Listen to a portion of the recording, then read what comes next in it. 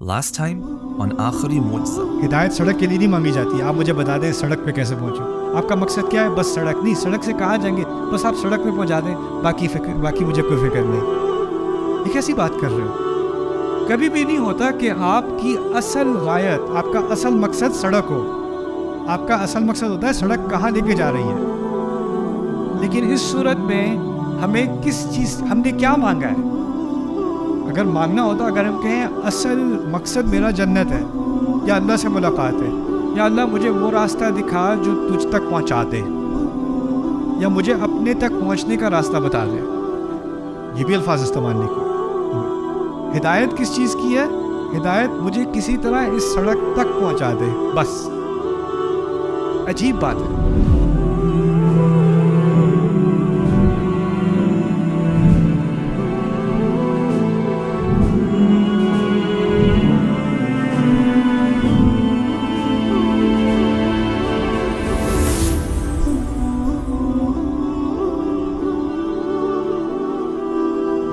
اس سے ہمیں کیا سیکھنا ہے؟ ہمیں سیکھنا یہ ہے کہ اسلام میں, اس دنیا میں, اس زندگی میں مجھے انجام سے دلچسپی کم ہے, سفر سے دلچسپی زیادہ ہے.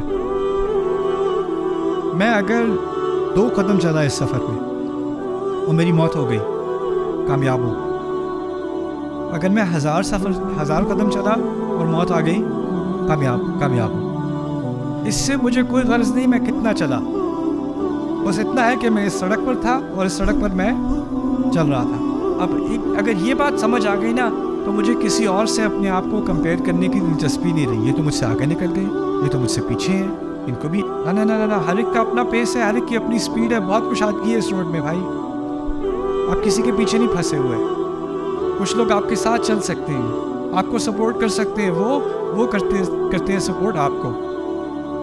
آپ ایک دوسرے کو جو رستے میں جو آبسٹیکلز آنے والے ہیں ان کا آپ سامنا کر سکتے ہو. سائڈ پہ اور روڈز ہیں, ان پہ بڑے پیارے پیارے سائنس لگے ہوئے. تھوڑا سا لیفٹ ٹرن لے لو, ادھر بھی آ جاؤ, تھوڑی دیر ہمارے ساتھ بھی تھوڑا ٹائم گزار لو. اور آپ کا دوست آپ کو کھینچے گا, نہیں چلتے رہو. نہیں یار بہت تھک گئے, یہ ایگزٹ تو لے لیں تو یار تھوڑا سا بس اس ویکینڈ ایگزٹ لے لیں. اس کے بعد تکونوا من بعدہ قوما صالحین, اس کے بعد اچھے ہو جائیں گے. نہ چلتے رہو ساتھ. جو ساتھ ہوگا نا وہ آپ کو سپورٹ کرے گا, آپ کو سیدھا چلاتا چلا جائے گا. یہ بہت خوبصورت ہدایات ہیں اہدنا الصراط المستقیم میں. لیکن اس میں صرف بس ایک چیز رہ گئی, اور وہ یہ ہے کہ اگر صراط خود ہی سے ڈکشنری کے اعتبار سے سیدھی ہے تو پھر مستقیم کا کیا فائدہ؟ اگر اہدنا الصراط کہا ہوتا تو سیدھا راستہ پہلے ہی تھا. وہ مستقیم سے اس کے سیدھے ہونے میں اضافہ نہیں ہوا. مستقیم اصل میں کہا جاتا ہے عربی میں استقامہ سے, قامہ سے نکلا ہے, جو قیام سے متعلق ہے. قیام کس چیز کو کہتے ہیں؟ کھڑے ہونے کو.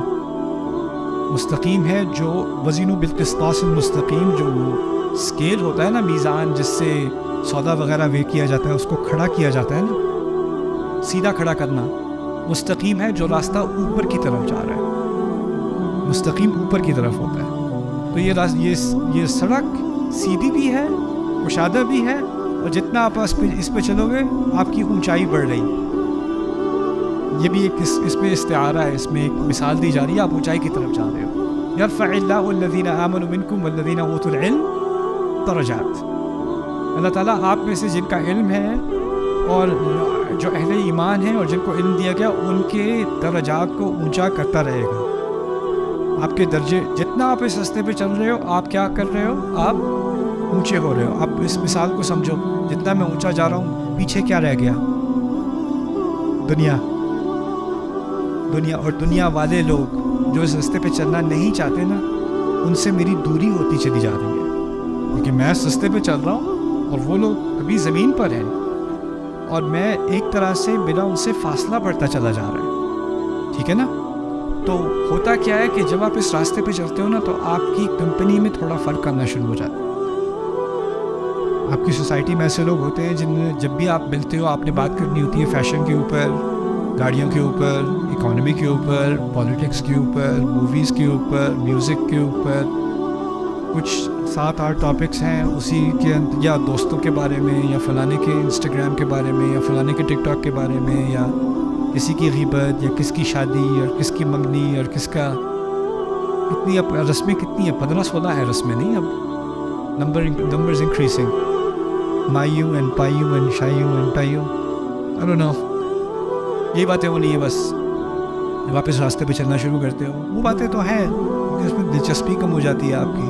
آپ کو ایک فاصلہ محسوس ہوتا ہے کہ اس کمپنی میں کچھ دل نہیں لگ رہا، کوئی یا اس میں کچھ مجھے لگ رہا ہے کہ یہ باتیں مجھے اس راستے سے کھینچ رہی ہیں، مجھے دوبارہ نیچے لے کے آ رہی ہیں.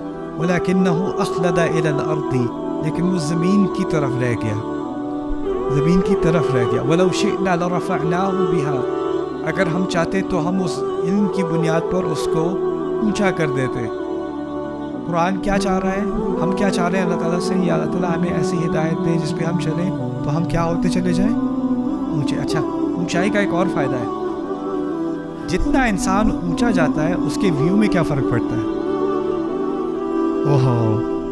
اس کو بہت آگے کی نظر آتی ہے، اس کو بہت پیچھے کی نظر آتی ہے، اس کو وہ چیزیں نظر آنی شروع ہو جاتی ہیں جو اوروں کو نظر نہیں آ رہی. اس کو نظر آنا شروع ہو جاتا ہے، وہ اس کا جو منظر ہے نا، اس کا جو پوائنٹ آف ویو وہ ایسا ہو جاتا ہے کہ جو باقی اوپر نہیں پہنچے ہوئے نا وہ اس کو سمجھ نہیں پا رہے. وہ کہتے ہیں مجھے یہ نظر آ رہا ہے. کہتے ہیں کیا پاگل والی بات کر رہے ہو، یہاں تو درخت ہے. نہیں، اس درخت کے پیچھے ایک بلڈنگ ہے، اس بلڈنگ کے پیچھے ایک دریا ہے، اس دریا کے پیچھے پہاڑ ہے. یار یہ ریسٹورانٹ ہے بس. آپ کو وہ باقی آگے کی چیز نظر ہی نہیں آ رہی، اور پھر پیچھے کی چیز آپ کو نظر نہیں آ رہی. جس کا ویو اونچا نہ ہو اس کو صرف جو امیڈیٹلی اس کے سامنے ہے، فوری طور پہ اس کے سامنے ہے، اس کو وہ نظر آئے گا. جو فوری طور پہ کل اس کے پیچھے وہ اس کو نظر آئے گا. جو قرآن کے ذریعے سے اونچا ہوتا چلا جاتا ہے نا، اس کو بہت آگے قیامت کا دن بھی نظر آنا شروع ہو جاتا ہے، اور بہت پیچھے آدم علیہ السلام نظر آنے شروع ہو جاتے ہیں، ابراہیم علیہ السلام نظر آنے شروع ہو جاتے ہیں، سیرت نبی صلی اللہ علیہ وسلم نظر آنی شروع ہو جاتی ہے. منظر بدل جاتا ہے نا آپ کا، اور پھر آپ کو پورا احساس ہوتا ہے میں ہوں کہاں پہ. آپ کو ہائیکنگ کی مثال دیتا ہوں. ہائیکنگ میں اگر کوئی کسی جنگل میں، پہاڑ میں کہیں گم جائے نا تو کیا ہدایت دی جاتی ہے؟ پتہ ہے کیا انسٹرکشن ہوتی ہے؟ آپ ہائی ایلیویشن پہ جاؤ، کیونکہ اگر آپ ہائی ایلیویشن پہ جاؤ گے تو آپ کو ویو ملے گا، پھر آپ کو اندازہ ہوگا آپ کہاں کھڑے ہو. جو جتنا اس راستے پہ چڑھے گا اتنا اس کو واقعی میں اندازہ ہوگا وہ کھڑا کہاں پر ہے، میں ہوں کس موڑ پر اپنی زندگی میں. اہدنا الصراط المستقیم، ایسے جیسے ہم اللہ تعالیٰ سے کہہ رہے ہوں کہ یا اللہ مجھے یہ بھی نہیں پتا میں اپنی زندگی میں کہاں کھڑا ہوں، مجھے خود نہیں معلوم، آپ بتا دیں، آپ اس راستے سے بتا دیں، آپ میرے ویو کو، میری نظر کو بدل دیں، میری بصیرت کو بدل دیں.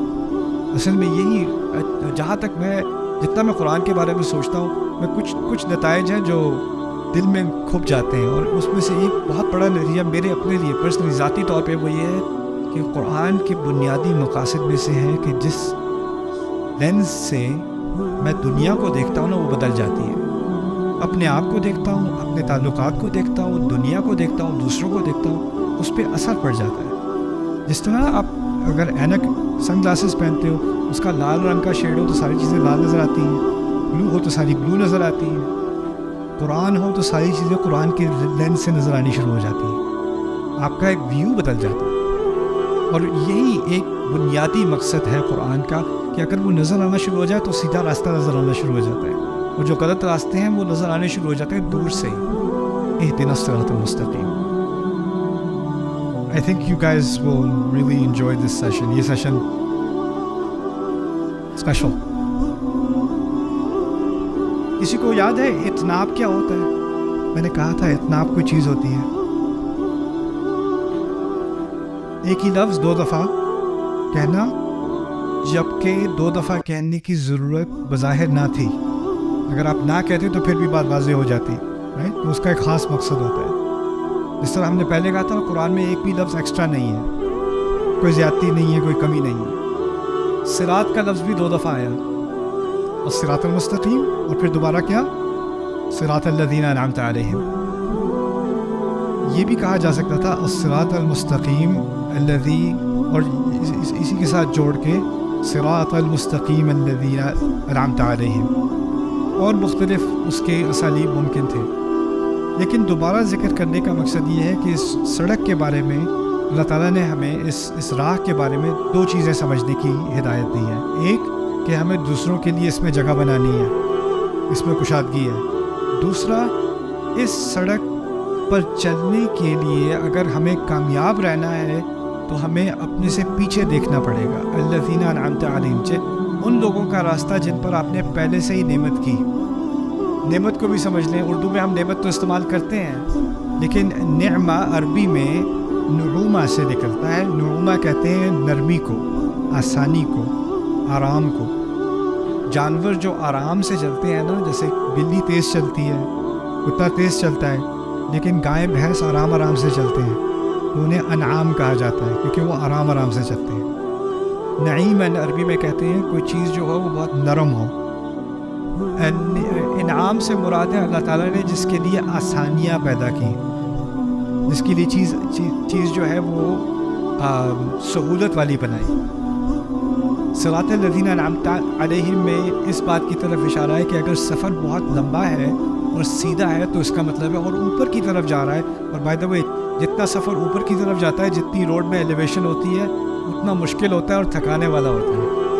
تو جتنا انسان تھکے گا اتنا امکان ہے کہ وہ پھر آدھے راستے میں چھوڑ دے گا یا پیچھے کی طرف گر جائے گا.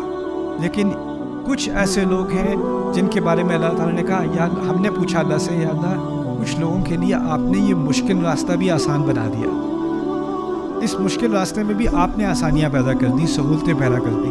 وہ کون لوگ ہیں, ان کے بارے میں ہمیں بتا دیں. صراط الذین انعمت علیہم, اس کی ایک آسان مثال بھی سمجھ لیں. اگر آپ یونیورسٹی میں ہو اور آپ کوئی ڈگری کر رہے ہو اور آپ کو نصیحت چاہیے کہ میں کریئر میں کیا کروں, آپ کس سے پوچھو گے؟ کیا آپ اس سے پوچھو گے جو فرسٹ ایئر میں ہے آپ کی طرح, یا آپ اس سے پوچھو گے جو گریجویٹ ہو چکا اور اب انڈسٹری کے اندر ہے؟ کس سے پوچھو گے؟ گریجویٹ سے پوچھو گے نا. جو آپ کے ساتھ ہے وہ آپ کی طرح, وہ بھی گما ہوا ہے, وہ بھی کنفیوز, آپ بھی کنفیوز. وہ آپ کو ایڈوائس تو بڑی دے گا لیکن اس کی ایڈوائس کا کوئی فائدہ نہیں, کیونکہ اس کے پاس کوئی تجربہ نہیں ہے, وہ اس راستے سے گزر نہیں چکا. اللہ تعالیٰ نے یہاں یہ نہیں کہا ان لوگوں کا راستہ جن پر آپ انعام کرتے ہیں, نہیں, ان لوگوں کا راستہ جن پر آپ انعام کر چکے. ماضی اس لیے کہ حال میں جو لوگ اللہ تعالیٰ آج ان پر انعام کر بھی رہا ہو, ان کے کل کی کوئی ضمانت نہیں ہے. ہو سکتا ہے وہ تھوڑی سی پروگریس کر لیں, لیکن ہو سکتا ہے بعد میں وہ راستے سے گر جائے. ہر انسان گر سکتا ہے, کسی کو کوئی گارنٹی نہیں ہے. اور یہ بھی ہمارے دین کا بہت بڑا حصہ ہے. ہم کسی کے بارے میں یہ نہیں کہہ سکتے کہ یہ ہدایت یافتہ ہے, اس کو فالو کرو گے تو جنت ملے گی. حیات میں سے جو بھی حیات ہے نا, اس سے میں آپ سے فائدہ اٹھا سکتا ہوں, آپ مجھ سے فائدہ اٹھا سکتے ہیں, لیکن میں آپ کے بارے میں کہہ سکتا ہوں, نہ آپ میرے بارے میں کہہ سکتے ہیں کہ ہدایت تو اس شخص کے پاس ہے, اس پہ اللہ نے بڑا انعام کیا ہے, اس کو فالو کرو گے تو بس زندگی سنور جائے گی. کیونکہ ہم سب انسان ہیں, ہم سب ایک راستے پہ چل رہے ہیں. ہم میں سے کوئی بھی کسی وقت بھی گر سکتا ہے, بلکہ گرے نہ بھی جان بوجھ کے یا بغیر یعنی جان بوجھ کے غلطی سے بھی غلطی کر سکتا ہے انسان. اس کے فہم میں غلطی ہو سکتی ہے, اس کے عمل میں غلطی ہو سکتی ہے, اس کی سمجھ میں غلطی ہو سکتی ہے. ممکن ہے کہ نہیں؟ تو اگر ہمیں کوئی ایسا رول ماڈل چاہیے جو گارنٹی ہو, اس کو فالو کرنا ہے, غلطی نہیں ہوگی, تو وہ ایسے ہی لوگ ہو سکتے ہیں جو پورے راستے سے گزر کے انجام تک پہنچ چکے, فنش لائن تک پہنچ چکے. اس کے علاوہ کسی سے میں سپورٹ تو لے سکتا ہوں, لیکن اس پہ میں 100% ڈیپینڈ نہیں کر سکتا. یہ بھی بڑی پیاری بات ہے, کیونکہ اس باقی مذاہب میں کیا ہوا پتہ ہے؟ ہندوازم میں پنڈت ہے, کیتھولسزم میں پوپ ہے, اور یہ جو شخصیتیں ہستیاں ہوتی ہیں, کیا کرتے ہیں لوگ ان پہ 100% ڈیپینڈ کرتے ہیں. یہ مجھے آخری روڈ تک لے جائے گا, یہ مجھے میری زندگی یہ سنوار دے گا, میرے گناہ یہ معاف کروا دے گا, میری خواہشیں یہ پوری کروا دے گا. یعنی جو حیات ہیں اس سے ہم سیکھیں, لیکن ایک حد تک. اب دیکھیں, صحابہ میں سے 10 ہیں جن کو رسول صلی اللہ علیہ وسلم سے مروی ہے کہ 10 کو جنت کی ضمانت دی گئی, گارنٹی کر دیا جنت ملے گی 10 کو. ان میں سے ایک عمر بن الخطاب ہیں کہ نہیں ہے؟ عمر بن الخطاب خطبہ دے رہے ہیں اور ان کے کپڑے دیکھ کے ایک عورت سے رہا نہیں گیا. انہوں نے کہا یہ آپ نے بیت المال سے اپنے حق سے زیادہ لیا ہے. ان کا خطبہ انٹرپٹ کر دیا اس نے, ان کی پکڑ کی. ان کو ایکسپلین کرنا پڑا, نہیں یہ ایسی بات نہیں ہے. انہوں نے پورا ایکسپلین کیا. ایسا کیوں ہوا؟ اگر واقعی وہ جنت کا ان کو وعدہ کر دیا گیا ہے اور میں اس کراؤڈ میں بیٹھا ہوتا تو میرے ذہن میں تو کبھی سوال نہ آتا. اگر سوال آتا بھی تو میں کہتا نہیں وہ تو جنتی ہیں, ان کی تو 100% پیروی کرنی ہے. لیکن آپ صحابہ کی مثال دیکھیں تو کیا دیکھتے ہیں؟ وہ ایک دوسرے سے سوال پوچھتے ہیں کہ نہیں؟ ایک دوسرے کی کریکشن کرتے ہیں کہ نہیں؟ کرتے ہیں. کیوں کرتے ہیں؟ وہ یہ نہیں کہتے یہ تو بہت پہنچے ہوئے ہیں, ان کے بارے میں پتہ ہے نبی نے کیا کہا ہے, ان کو تو جنت ملنی ہے, ان کو نہیں, ان سے پوچھو گے تم. صراط الذین انعمت علیہم میں جن لوگوں کی مثال بالکل پرفیکٹ ہے نا, جس میں کوئی خلل نہیں ہے, وہ جب پہنچ گئے, گریجویٹ ہو گئے اس رستے سے, وہ لوگ سب ماضی میں, وہ سب ماضی میں. ان کی مثال ہمیں لینی ہے, اور ان میں اور باقیوں میں ایک فرق ہونا چاہیے. ہوتا یہ کیونکہ ہم نے اثرات لیے اور مذاہب سے, مسلمانوں نے صدیوں میں ہم نے اور مذاہب سے اثرات لیے, اور اس میں سے ایک اثر ہم نے یہ بھی لیا کہ ہم نے یہ عقیدت مندی شروع کر دی کہ ہماری زندگی میں بھی کچھ ایسے لوگ ہیں جو اللہ تعالیٰ کے ایسے پہنچے ہوئے بندے ہیں, ایسے اولیاء ہیں اللہ تعالیٰ کے کہ بس اگر ان کے ساتھ میری صحبت ہو جائے نا تو بس جنت ہی جنت ہے. اور یعنی ان کا ایک خاص مقام ہے, اس مقام پر وہ ہدایت کی اس راستے پر ان کی گارنٹی ہو چکی ہے. اب یہ گارنٹیڈ شخص ہمارے محلے میں رہتا ہے تو میں نے اگر ان کا ہاتھ پکڑ کے میں ذرا چوم لوں اور پھر ان کے دستے مبارک سے میں پانی پی لوں یا تو پھر میری بھی مغفرت ہو جائے گی. اور یہ الحمدللہ پاکستان میں نہیں ہوتا, یہ اور جگہوں کی بات کر رہا ہوں. یہ ہزاروں سال پرانی گمراہی ہے, ہمارے یہاں نہیں ہوتی, ہم مسلمان ہیں ماشاءاللہ. یہی چیز اسلام تباہ و برباد کرنے آیا تھا. ہم نے, اور لوگ میرے بارے میں بھی کرتے ہیں, یار میرے بچے کے سر پہ ہاتھ پھیر دیں, اس کے لیے دعا کر دیں, اس کے لیے کر دیں, آپ بس ایک یہ لفظ لکھ دیں میرے لیے, میرے لفظ سے کیا ہو جائے. جیسے آپ اللہ کے بندے ہو, میں اللہ کا بندہ ہوں. جیسے آپ کی کوئی گارنٹی نہیں, میری کوئی گارنٹی نہیں. یہ مائک میرے اوپر لگا ہوا ہے, اس سے میرا کوئی رتبہ نہیں بڑھ جاتا. اللہ کو معلوم ہے کس کا مقام اونچا ہے, کس کا مقام نیچے ہے. یہ تو میرے رب کو معلوم ہے, مجھے اس کا کوئی علم نہیں, آپ کو اس کا کوئی علم نہیں. ہمارا رویہ کیا ہونا چاہیے پھر؟ یہ رویہ میں نے جب دیکھا نا, میرے کچھ دوست تھے جو میں جب اسلام سیکھ رہا تھا اور میں مختلف انفلوئنسز سے گزر رہا تھا, تو میرے کچھ دوست تھے, ان کے کچھ اور انفلوئنسز تھے. تو ایک صاحب سے وہ سیکھ رہے تھے, ان کے وہ بہت زیادہ یعنی پیروکاری میں وہ لگے ہوئے تھے. تو ایک دفعہ وہ ایک کانفرنس میں آئے, وہ صاحب بہت پہنچے ہوئے اللہ تعالیٰ کے اولیاء میں سے, تو وہ چل رہے تھے, ان کے پیچھے ان کے طالب علم ایسے چل رہے تھے آدھے رکوع میں. یہ کون سا اسلام ہے؟ یہ اسلام تو میں نے قرآن میں نہیں سیکھا, یہ تو مجھے سیرت میں نظر نہیں آ رہا. سیرت میں تو مجھے یہ مل رہا ہے کہ رسول صلی اللہ علیہ وسلم مجلس میں بیٹھے ہیں صحابہ کے ساتھ, اور کوئی غیر اندر آتا ہے, کوئی اجنبی اندر آتا ہے, اور وہ ابو بکر سے بات کرنی شروع کر دیتا ہے, یا رسول اللہ. تو ابو بکر کہتے ہیں نہیں وہ ہے. یعنی ان کو پتہ نہیں چلتا تھا کہ رسول کون سے ہیں صلی اللہ علیہ وسلم. عمر بن خطاب جن کو جنت کی ضمانت دی گئی ہے, درخت کے نیچے گدا باندھ کے سو رہے ہیں. کوئی رینک نہیں ہے, کوئی خاص کپڑا نہیں ہے, کوئی خاص لباس نہیں کہ وہ ایک دفعہ وہ آ گئے تو پھر نور آ گیا. ایک نوجوان مجھے کل ملا تھا ریسٹورینٹ میں, کہتا آپ کی شکل پہ بہت نور ہے. میں نے کہا نہیں, یہ کریم لگائی ہے میں نے.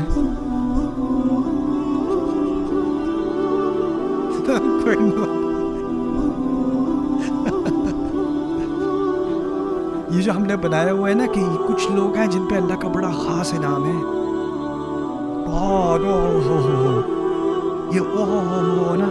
یہ صراط الذین انعمت علیہم اس کا توڑ ہے. جن شخصیات سے ہمیں امپریس ہونا ہے نا, وہ ہے ابراہیم علیہ السلام, آدم علیہ السلام, نوح علیہ السلام, اصحاب الکہف. یہ وہ لوگ ہیں جن کے بارے, یہ ہیں الذین انعمت علیہم, ان کے بارے میں سیکھو, ان سے انسپریشن لو. میں یہ نہیں کہتا کہ ہمیں اپنے بڑوں کی اور اپنے بزرگوں کی اور اپنے علماء کی عزت نہیں کرنی چاہیے. میں کہتا ہوں بالکل عزت کرنی چاہیے. انہیں پوپ نہیں بنا دینا چاہیے. وہ ایک اور مذہب ہے, وہ اسلام نہیں ہے, وہ ایک اور دین ہے. اور جب مجھے یہ بات سمجھ آئی, میں کچھ حلقات میں جب ینگر نوجوان تھا تو کچھ حلقات میں کو بڑے بڑے عالم آتے تھے نیو یارک میں نا, مختلف جگہوں سے, تو لوگوں سے بڑے مؤدبانہ انداز میں, شیخ صاحب ایک سوال ہے, ایک سوال عرض کر دوں, بس ایک سوال عرض کر دوں. یہ کیا ہو رہا ہے؟ وہ سوال, اس کا وہ جواب دیتے تو میرے ذہن میں ایک فالو اپ کویشچن آتا. مجھے ان کا جواب سمجھ نہیں آیا, ان کا جواب میرے نزدیک کامل نہیں تھا یا کنونسنگ نہیں تھا. تو میں آگے سے سوال پوچھتا ہوں, آپ نے یہ بات کی لیکن آیت میں تو کچھ اور بات ہو رہی ہے, تو آپ اس کو کیسے ریکنسائل کرتے ہیں اتنی سی؟ اور جو ان کے سارے فین بیٹھے ہوئے تھے نا, وہ کیا کرتے ہیں پتہ نہیں ہے کون ہے. جیسے ایک دفعہ حضرت نے جواب دے دیا تو کسی کی کیا مجال آگے سے پوچھنے کی. میں تو سمجھا تھا میں ایک ایسے دین کو فالو کر رہا ہوں جس دین میں فرشتے, جب فرشتوں کو کوئی بات سمجھ نہیں آئی کہ آدم کو کیوں بنایا, وہ تو خون بہائے گا, انہوں نے بیٹوں پوچھ لیا اللہ تعالیٰ سے, آپ کیا زمین میں ایسی مخلوق ڈالیں گے جو فساد پھیلائے گا اور خون بہائے گا؟ پوچھا بھی کس سے؟ اللہ سے. اللہ نے نہیں کہا تم کس سے پوچھ رہے ہو, تمہاری یہ مجال, ایسا کچھ بھی نہیں.